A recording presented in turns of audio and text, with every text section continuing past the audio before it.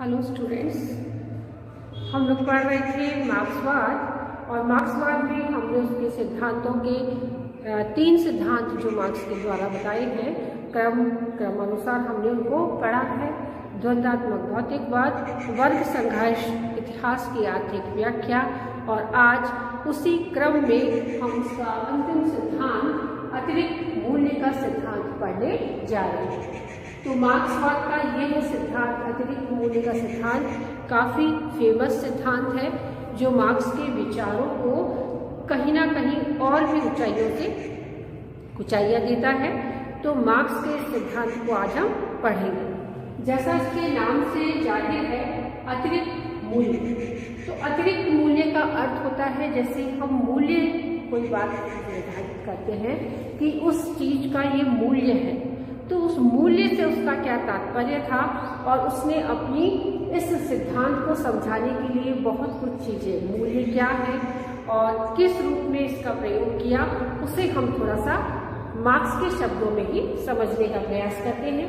तो मार्क्स ने अपनी पुस्तक दास कैपिटल में इस अतिरिक्त मूल्य के सिद्धांत का वर्णन किया है और अतिरिक्त मूल्य के सिद्धांत को जब वो दास कैपिटल में समझाता है तो इस प्रकार से समझाता है।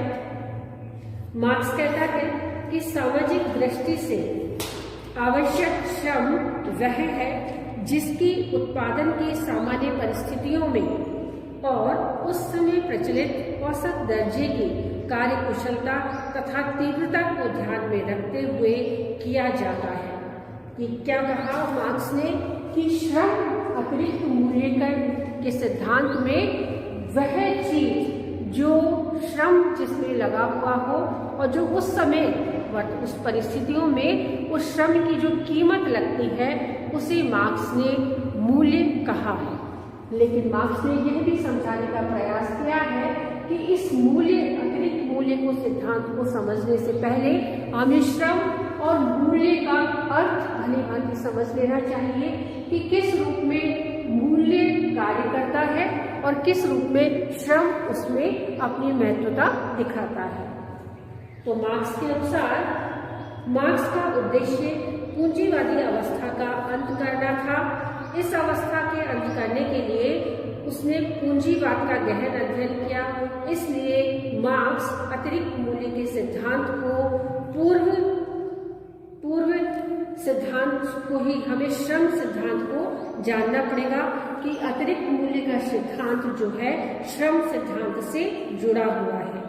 तो मार्क्स का मानना है कि मूल्य का अर्थ समझने से पहले हम क्या समझेंगे, श्रम क्या है।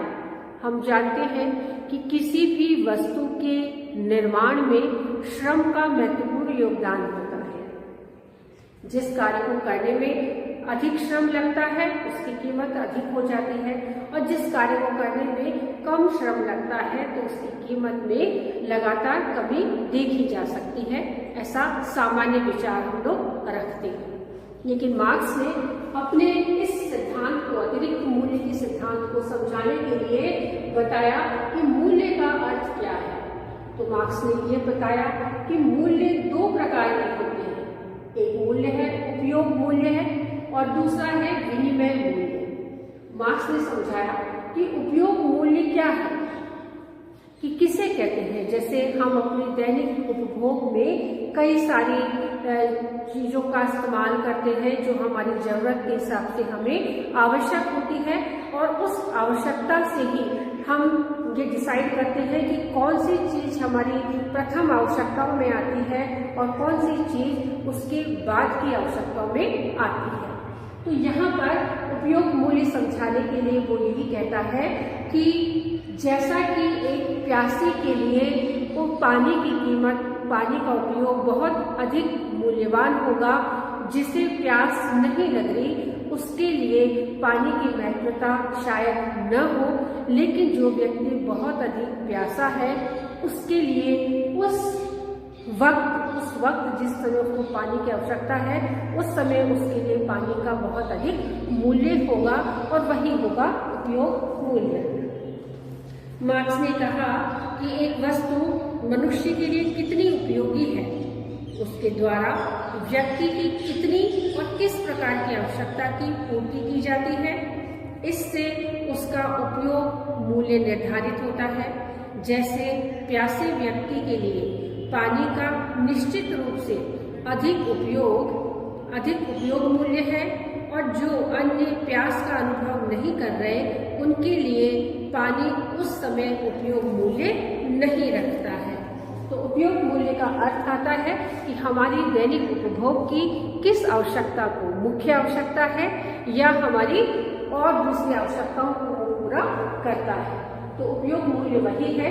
तो जैसा मार्क्स ने समझाने का प्रयास किया कि यदि पानी हमारे दैनिक जीवन में उपयोगी है और बिना पानी के हम अपनी समस्त आवश्यकताओं की पूर्ति नहीं कर सकते, लेकिन उस पानी की उस समय क्या उपयोगिता है जब हम पानी को अधिक से अधिक प्राप्त करना चाहते हैं। वैसे तो दैनिक उपभोग में हम सभी जगह पानी का इस्तेमाल करते हैं, खाना बनाने में, नहाने धोने में, कपड़े धोने में, सब जगह हमको पानी चाहिए। लेकिन इन सबसे अधिक उपयोगी पानी की उपयोगिता कब नजर आती है कि जब हम प्यासे होते हैं। तो प्यासे होने के समय हमें क्या चाहिए? पानी चाहिए ही चाहिए, और वो पानी उस समय सबसे अधिक उपयोगी होगा। तो ये उपयोगी, और उस समय जो प्यास का अनुभव नहीं कर रहे उनके लिए वो पानी उस समय उतना उपयोगी नहीं होगा, ऐसा मार्क्स समझाना चाहता है। दूसरी बात उसने बताई कि दूसरी चीज होती है विनिमय मूल्य, कि जब हम किसी को कोई वस्तु देकर उसके बदले में उसी अनुपात की कोई दूसरी वस्तु ले लेते हैं, तो खरीद लेते हैं, तो वह होगा विनिमय मूल्य, यानी एक्सचेंज करना। कि जैसे हम 100 मीटर थान का जो कपड़ा है, यदि उसे हम 1 क्विंटल गेहूं के दाम यदि बराबर समझते हैं और यदि वो उसमें आता है, तो वो हुआ उपयोग मूल्य नहीं, विनिमय मूल्य वो कहलाएगा। कि हम वस्तु देकर क्या ले रहे हैं? दूसरी वस्तु ले रहे हैं, या फिर 1000 रुपये हम उसके देते हैं, तो वो भी उपयोग मूल्य में ही, विनिमय मूल्य में ही शामिल होता है। तो मार्क्स का समझाना है कि मूल्य का अर्थ 2 बातों से डिसाइड होता है। पहला उपयोग मूल्य से और दूसरा विनिमय मूल्य से। उपयोग मूल्य उस समय उस चीज की मुख्य आवश्यकता की वो हमारी पूर्ति कर रहा है या हमारी सामान्य आवश्यकता की पूर्ति कर रहा है, इस बात को हम देखते हैं। और विनिमय मूल्य किसी वस्तु को देखकर, यदि हमारे पास कोई चीज बहुत अधिक है मात्रा में जिसका उपयोग हमें इतना नहीं करना है, हम उसे देकर अपने उपयोग की दूसरी वस्तु हम ले सकते हैं, तो वो होगा उसका विनिमय मूल्य। कि उदाहरण के लिए एक 10 मीटर का या 50 मीटर का या 100 मीटर का कोई थान है, जिसे देकर यदि हम अपनी मुख्य आवश्यकता गेहूं या अनाज जो हमको लेना है उसकी बोरी ले लेते हैं, तो वो उसका विनिमय मूल्य कहलाता है। लेकिन मार्क्स का मानना है कि इन दोनों ही उपयोग मूल्य में और विनिमय मूल्य में श्रम कॉमन है, कि इन दोनों में श्रम का एक मुख्य भाग रहता है, और जो मानव मूल्य है वो श्रम से ही डिसाइड होता है। कि चाहे से उपयोग मूल्य हो चाहे से विनिमय मूल्य है, लेकिन दोनों में श्रम एक कॉमन चीज है, और दोनों में इस श्रम की महत्वता की वजह से ही उसके दाम कम और अधिक होते हैं। तो विनिमय मूल्य श्रम के द्वारा ही निर्धारित होता है, ऐसा मार्क्स का मानना है। तो मार्क्स ने इसे समझाने के लिए एक उदाहरण दिया है। वो एक उदाहरण देता है कि जैसा मानो कि एक फैक्ट्री में साड़ी निर्माण का कार्य चल रहा है। एक साड़ी निर्माण के कार्य में क्या होता है, मजदूर को यदि 6 रुपए उसका पारिश्रमिक मिलता है और 8 रुपए उस साड़ी में जो सामग्री लगती है, कच्चा सूत है, कलरिंग है, मशीनें हैं, जो भी मुख्य जो सामग्री है वो उसमें यदि लगती है, तो ये टोटल मिलाकर 14 रुपए होते हैं। 6 रुपए मजदूर को मिलते हैं, 8 रुपए की जो मूल सामग्री है वो उसमें लगी, तो टोटल उसकी कॉस्ट आई साड़ी की 14 रुपए। लेकिन वो साड़ी 14 रुपए में नहीं बिकती, वो साड़ी बिकती है 20 रुपए में। तो मार्क्स का ऐसा मानना है कि 20 माइनस 14, यानी 20 रुपए में वो बिकती है, 14 रुपए उसकी लागत है, तो ये बीच वाले जो 6 रुपए बचते हैं वो पूंजीपति द्वारा हड़प लिए जाते हैं और उसे ही मार्क्स ने अतिरिक्त मूल्य कहा है। कि मूल्य मजदूरी है और मूल्य सामग्री है, इन दोनों से मिलकर मूल्य बनता है, लेकिन इस मूल्य को यदि हम बहुत अधिक दामों में बेचते हैं तो वो क्या होता है, बहुत अधिक जो पैसा मिला है, 6 रुपए जो एक्स्ट्रा मिले हैं वो पूंजीपति द्वारा ले लिए जाते हैं। तो मार्क्स उसे हड़पने की बात कहता है कि पूंजीपति द्वारा हड़प लिए जाते हैं, वही है अतिरिक्त मूल्य। मार्क्स का ऐसा मानना है। तो इसे समझाने के लिए हम थोड़ा सा पढ़ते हैं मार्क्स के शब्दों में कि उसने किस किस रूप में इसे परिभाषित किया है।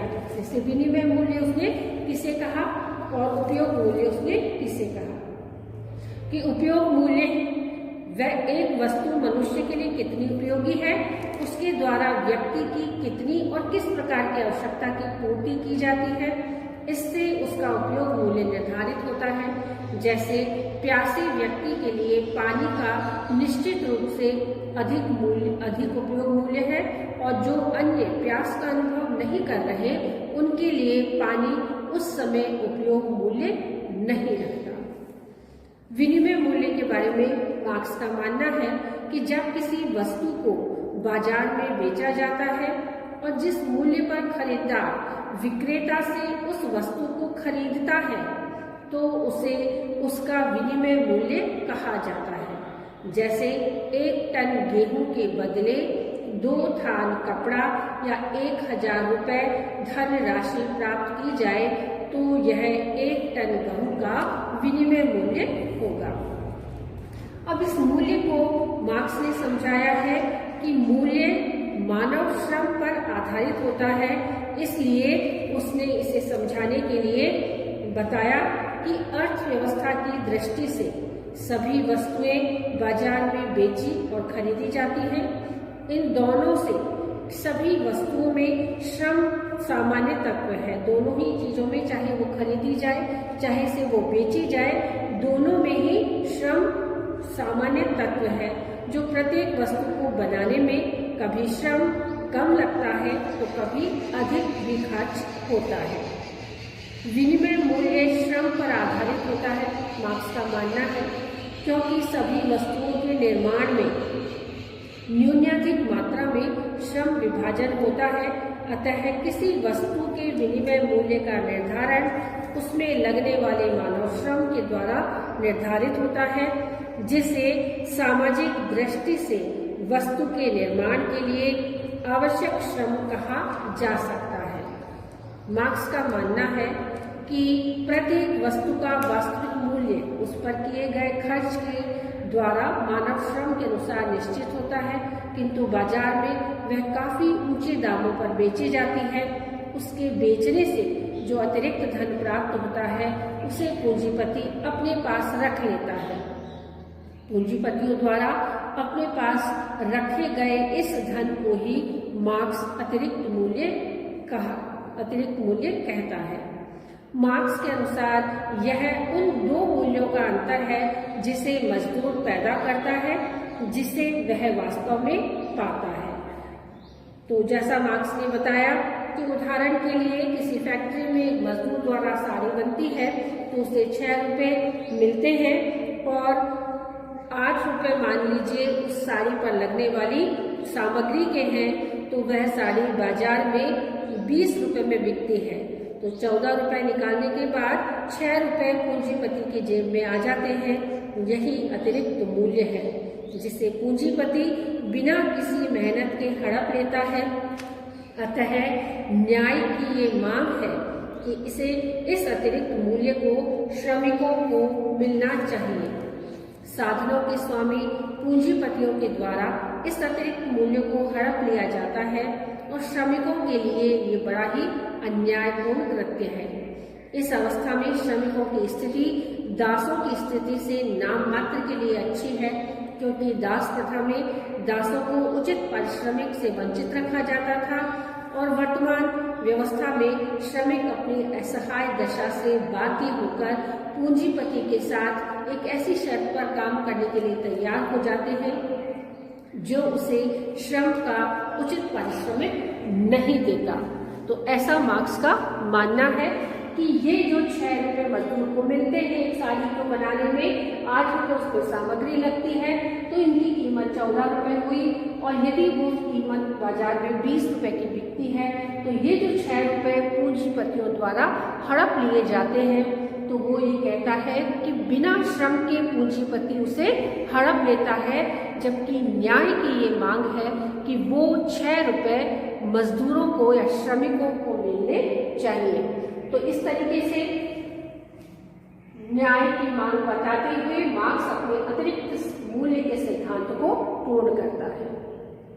तो यहाँ ये सिद्धांत पूर्ण होता है, लेकिन सिद्धांत में इस सिद्धांत को काफी कुछ आलोचनाओं का सामना करना पड़ा कि मार्क्स के द्वारा समझाई गई इस अतिरिक्त मूल्य के सिद्धांत में काफी कुछ कमियां स्पष्ट रूप से नजर आती है। तो बात करते हैं आलोचनाओं की। तो आलोचना नंबर 1 कि श्रम उत्पादन का एकमात्र साधन नहीं है।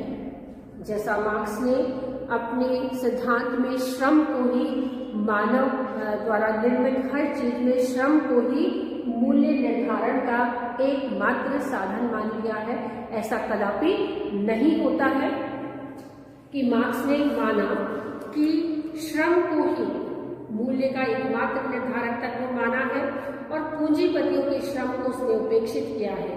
पूंजीपतियों को भूमि प्रबंधन, मशीनें, साहस व जोखिम के बावजूद भी उत्पादन के विभिन्न साधनों पर खर्च करना पड़ता है, जिसे मार्क्स ने नजरअंदाज कर दिया था।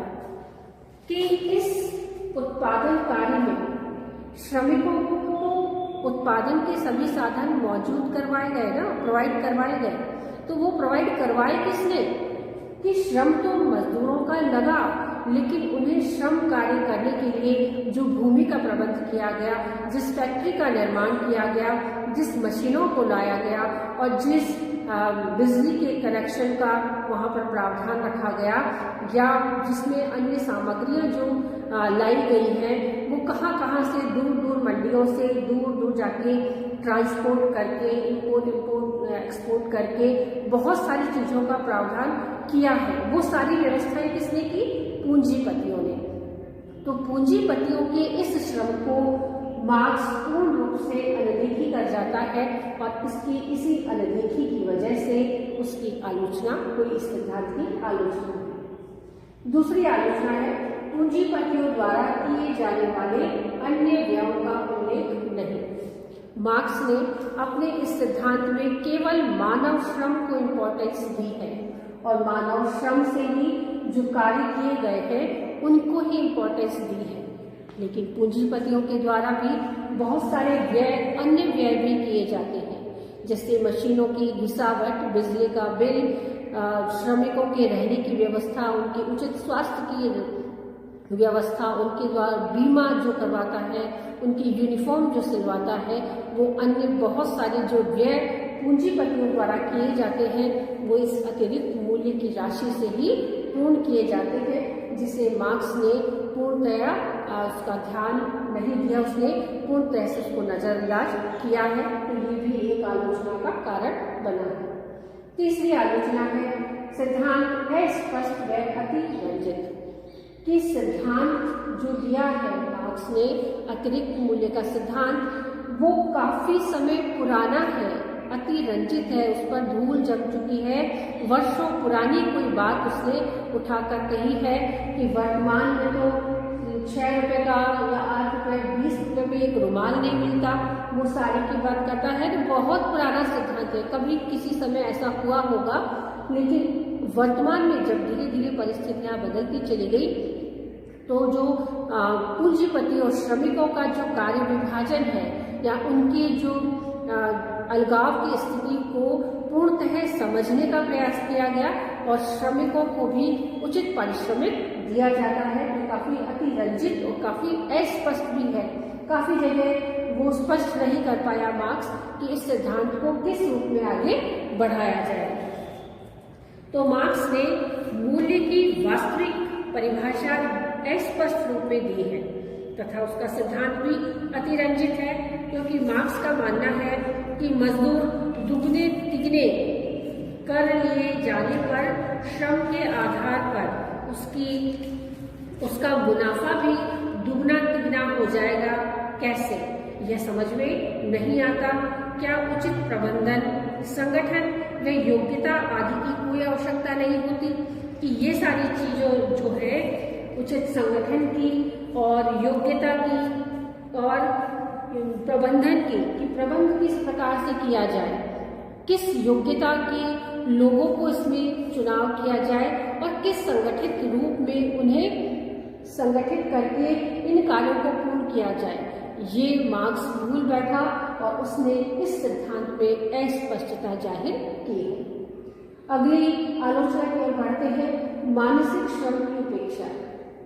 मार्क्स ने केवल श्रमजीवियों के, श्रमिकों के श्रम की तो बहुत ज्यादा उसने बातचीत की है, लेकिन श्रमिकों के अलावा पूंजीपतियों के जो मानसिक श्रम वो लोग करते हैं उस श्रम की पूर्ण रूप से उपेक्षा की है। दिन रात धन की व्यवस्था जो वो लोग करते हैं, दिन रात जो नियम उपनियम वो बनाते रहते हैं, दिन रात वो आगे से आगे प्लानिंग करते रहते हैं कि उन्हें किस रूप में कार्य करना है, चाहे से वो तकनीकी ज्ञान हो, उचित प्रबंधन हो, वाक्पटुता हो, व्यवसाय की कार्यकुशलता हो या वस्तुओं के निर्माण की गुणवत्ता हो। उपयुक्त बाजार ढूंढना में जो पूंजीपतियों के द्वारा मानसिक श्रम लगता है उसे मार्क्स ने पूर्ण रूप से अनदेखा किया है कि किस तरीके से पूंजीपति अपना श्रम सहयोग देकर ही इस उत्पादन क्षमता को बढ़ाते हैं और बेचते हैं। तो ये जो है इस चीज की मानसिक श्रम की उसने उपेक्षा की है। अंतिम आलोचना है, आर्थिक सिद्धांत कम व प्रचारात्मक सिद्धांत अधिक। मार्क्स ने अपने समस्त सिद्धांतों में पूंजीपतियों और श्रमिकों के संघर्ष और उनकी संघर्ष के बाद में क्या स्थिति होगी, उसमें अर्थव्यवस्था कितनी इंपॉर्टेंस रखती है, उसी को एक मुख्य विषय वस्तु बनाकर अपने सभी सिद्धांतों का प्रतिपादन किया है। लेकिन जब अतिरिक्त मूल्य के सिद्धांत को हम पढ़ते हैं तो ये सिद्धांत हमें कम लगता है कि इस सिद्धांत में सिद्धांत जैसी कोई बात नहीं है, ये तो शोषण और शोषित के प्रचारात्मक कार्यों की एक विस्तृत विवेचना जैसी ये लगती है। तो ये सिद्धांत कम और प्रचारात्मक कार्य अधिक लगता है। तो इस तरीके से आज हमने मार्क्स के चारों सिद्धांतों को पूर्ण कर लिया है और मार्क्सवाद जो है बहुत इम्पोर्टेंट लेसन है, तो आप लोग इसे गंभीरता से याद करें।